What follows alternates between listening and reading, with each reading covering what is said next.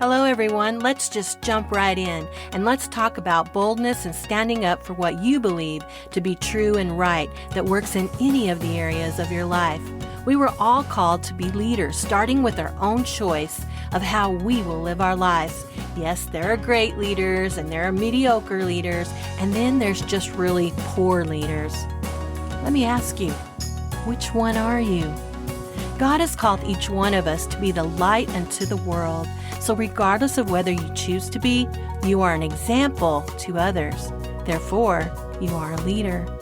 The question is, what kind of leader are you?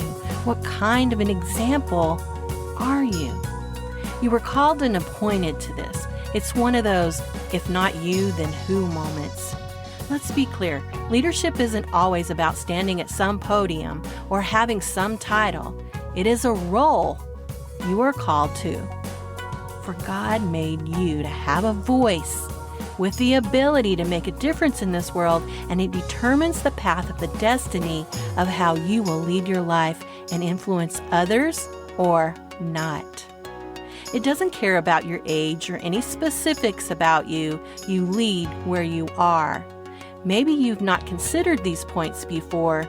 Maybe you'll decide to start today. I hope so. Being a parent, you are a leader. Being a sibling, you are an influence. Therefore, you are a leader. Your leadership role is your responsibility to take on, and it holds you accountable and responsible first in how you will lead your own life story, your own legacy. We automatically even look at our babies and we can see ways that they're learning to determine the character that they're already building. Leadership is not just the career mode of our lives. It first begins within us in making choices in our lives and leading the way. Leadership begins within our own personal life and the choices, regardless of what roles you're choosing to take on or you're called in. Leadership starts right here, and it's up to you to claim your destiny of success or failure. God calls His people to lead, so no matter who you are, I have something here today for each one of you to ponder.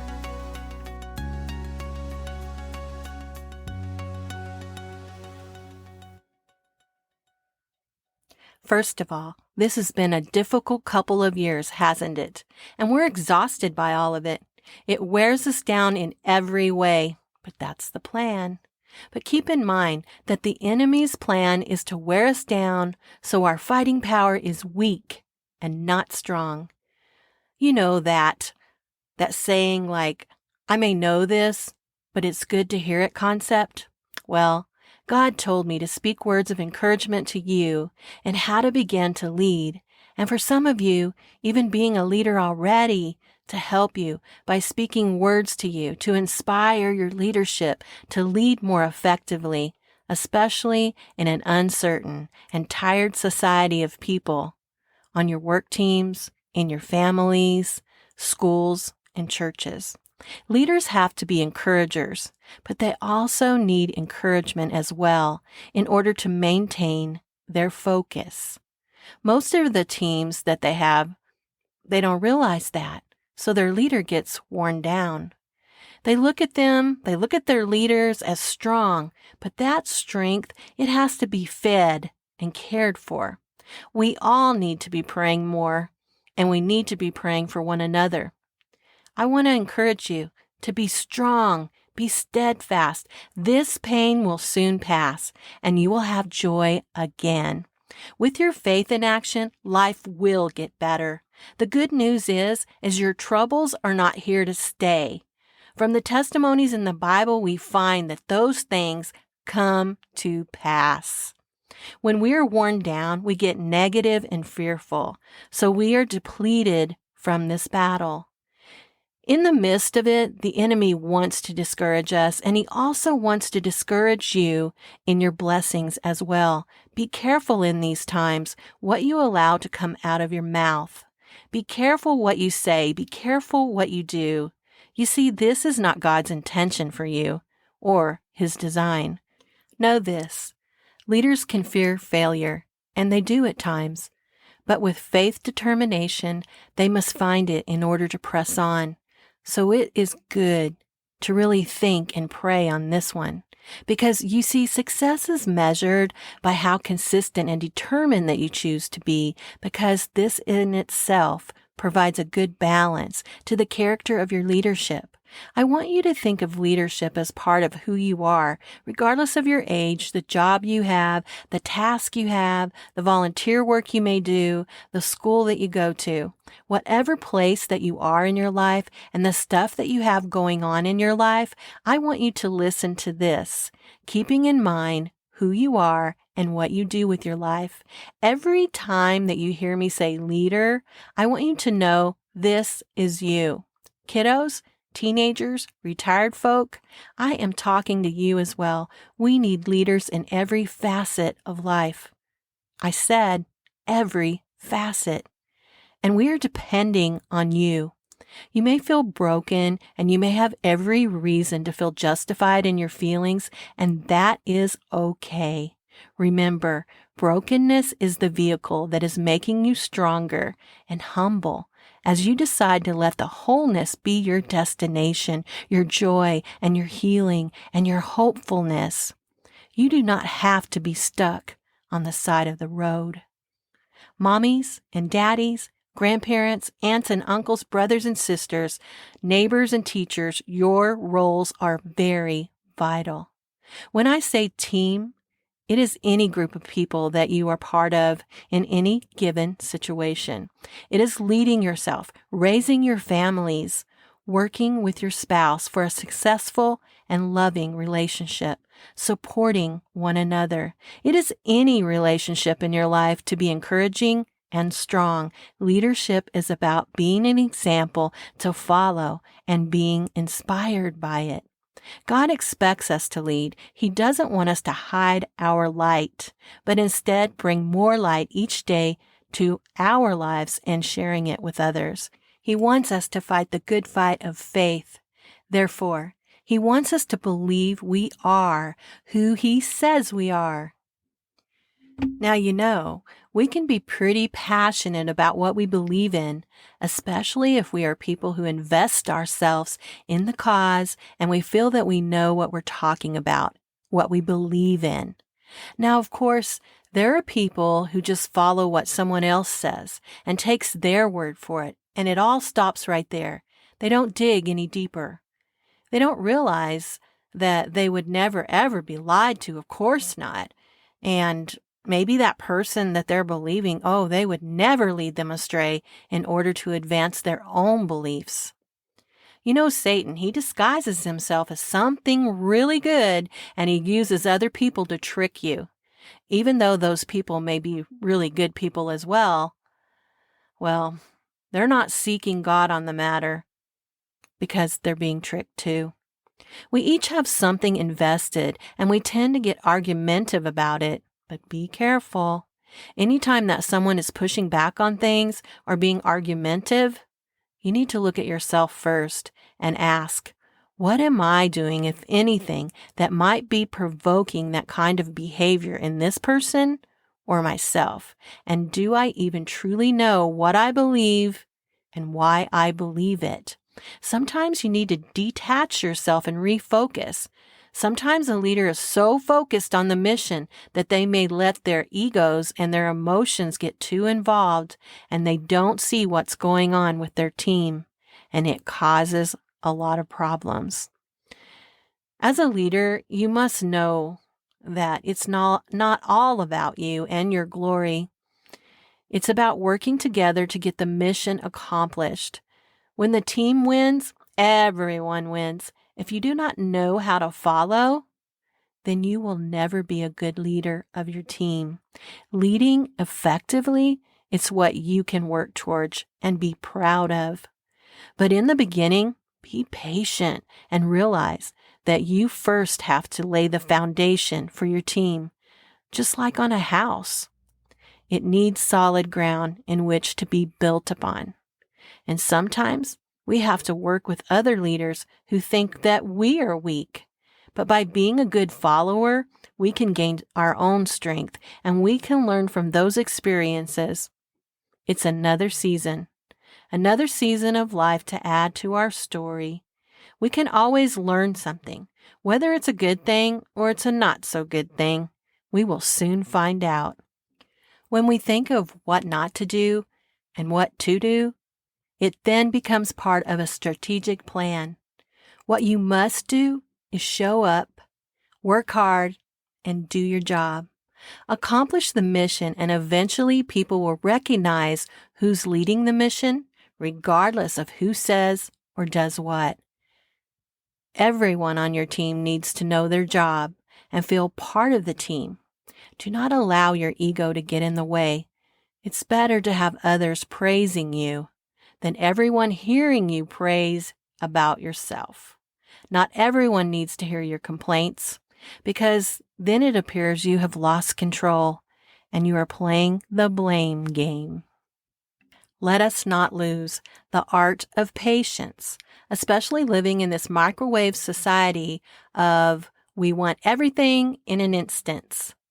Or you're thinking or they're thinking that you must immediately answer that cell phone when it's ringing. Patience. Patience should be having faith that when we work at it and do it the right way, do the right thing, it will work out.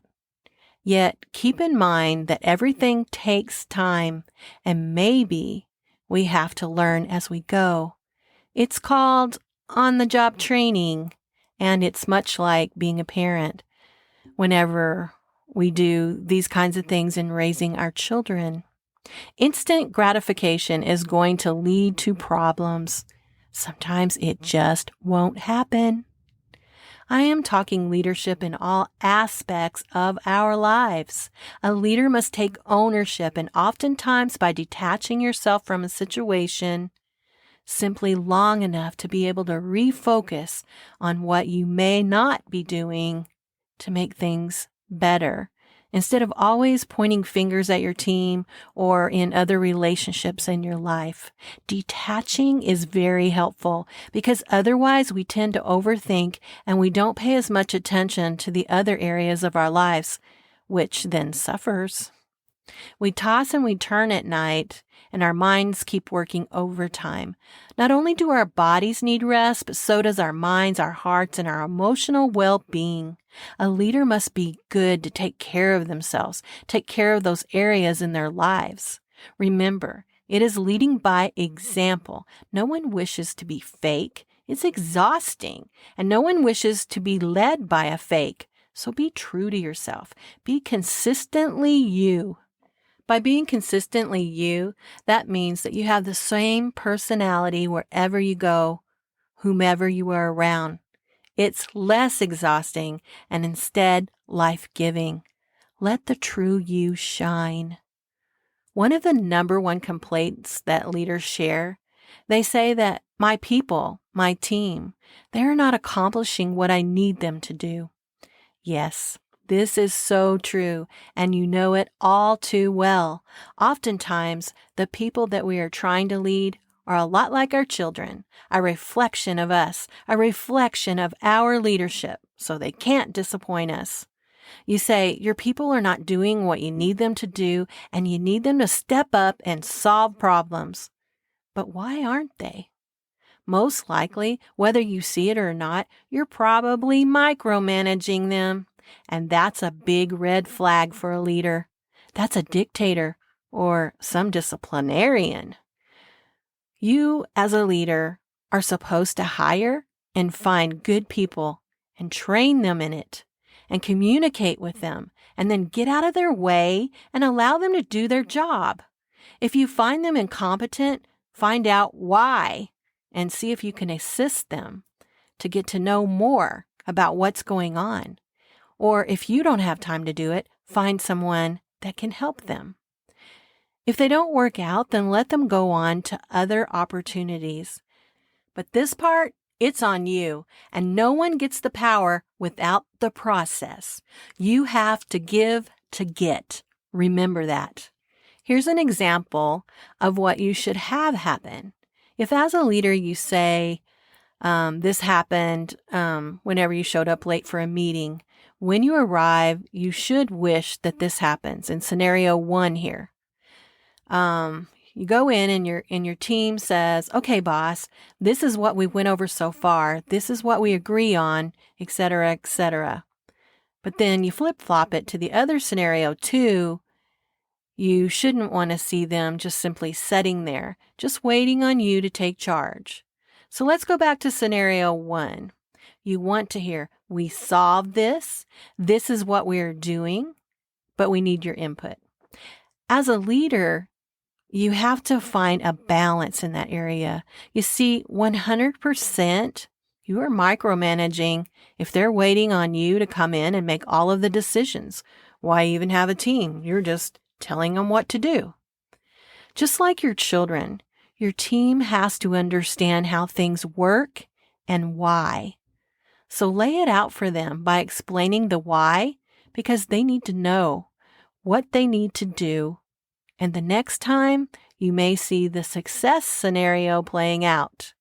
They need to know how to solve problems. As in all aspects in life, clear and outline communication is important. And while it may feel you shouldn't have to explain anymore, never assume they know. But by asking questions of them and making sure we are clear. Are we clear? It saves overall time and money. And it's your job as a leader to know if they understand these aspects. Otherwise, as a leader, you are failing. Think of training yourself and your team for battle, and think of the idea of an unfair fight that you have to train them for. The training should actually be harder than the actual combat. And if you train them like that, then they will be able to handle the things and take charge. Ongoing training, it helps them to become better and makes them think. Never assume that your team knows things will be done as you expect them unless you train them for that. Be humble, because humility, it is the most important quality of a leader. It helps you to learn. That's not being passive. No one knows everything, so if you think you do, then you're just fooling yourself. Always keep in mind that everyone has something to bring to the table. It is your job to discover what that is by getting to know your team. You can learn from others and you don't have all the answers.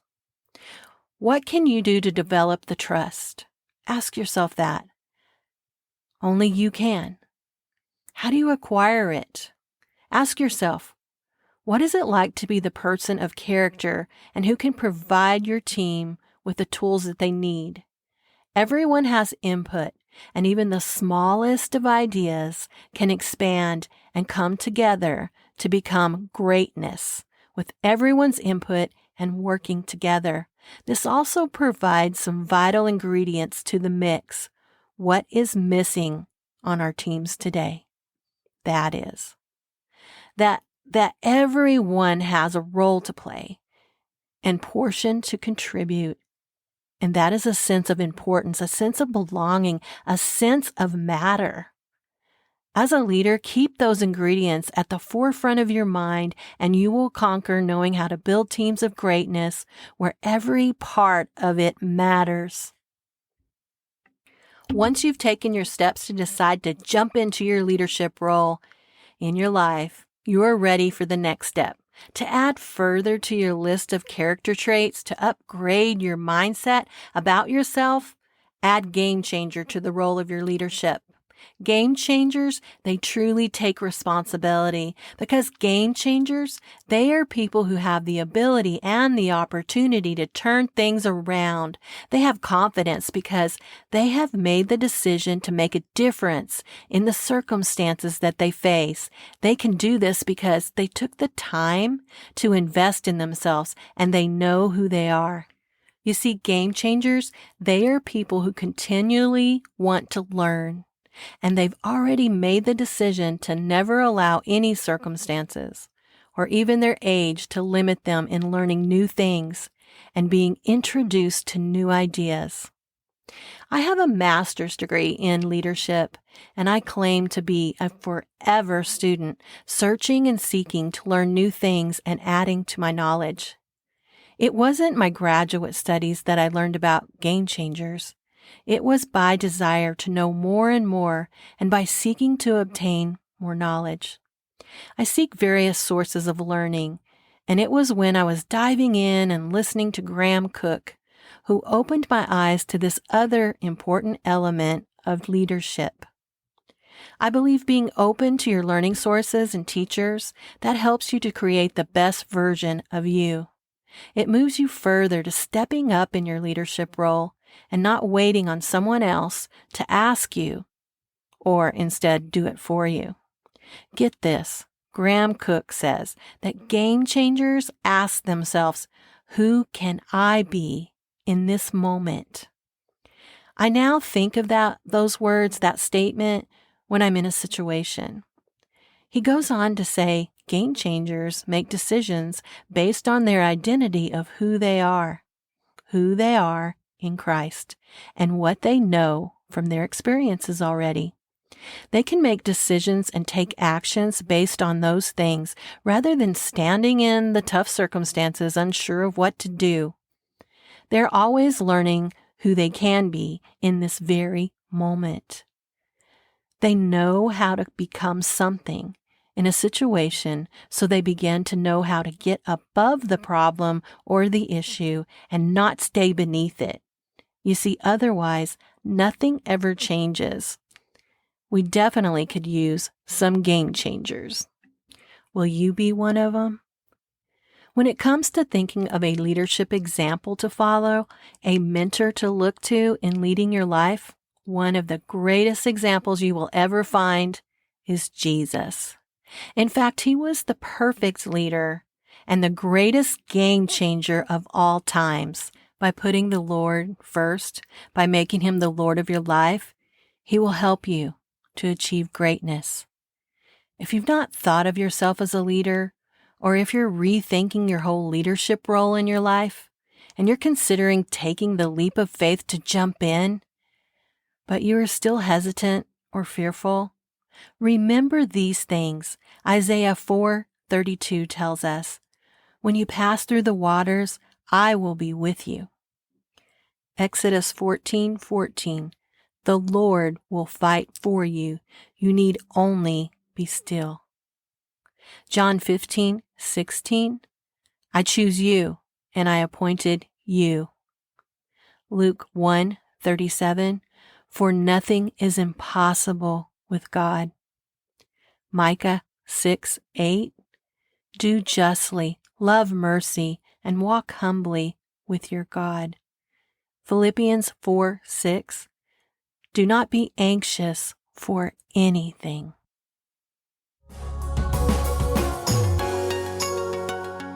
To be further encouraged and to learn more about game changers, you can find it on Graham Cooke's YouTube channel entitled Game Changers. Get your notebook and get your journal and make sure you have it with you, because you will want to write down lots of notes and read through it throughout the week and just encourage yourself. But I want to leave you with this. Until next time, remember and meditate on this. If we open up our hearts in fear or dread, it opens up our hearts for just that. Proverbs 4:23 says, "Above all else, guard your heart, for everything you do, it flows from your heart." Keep your heart protected. Expand your learning horizons this week as you go about your day. God will equip you. You are not alone. Remember that. Rise up in your own community and make your voice heard.